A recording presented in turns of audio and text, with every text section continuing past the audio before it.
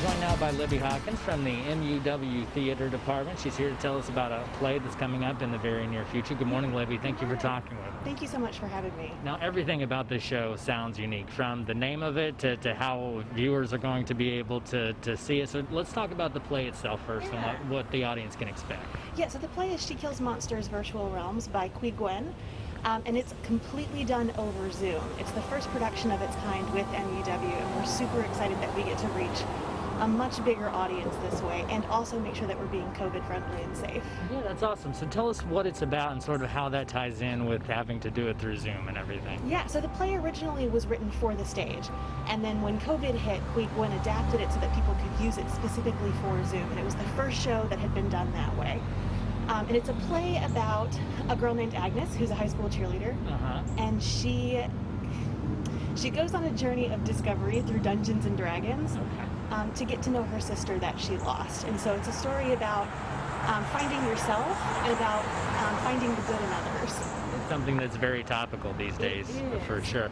What are some of the difficulties of directing a play that's over Zoom? Sort of talk a little bit about that. Yeah.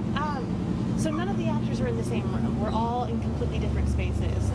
And when I've directed before, part of the thing that I love so much is being in the room with people, because you have to share ideas, you share energy.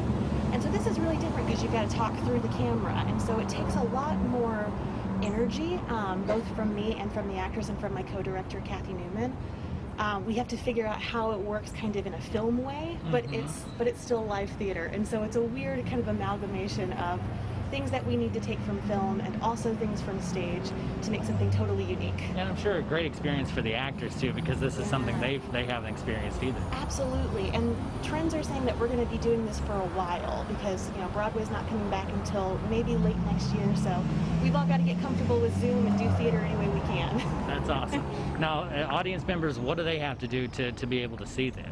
They have to go to our website, so it's MUW Theater, and then they will contact our department chair, David Carter, and he'll set them up with a virtual ticket. And it's a totally free show on October 29th and 30th, and so anybody's welcome to join us. And what time does it run?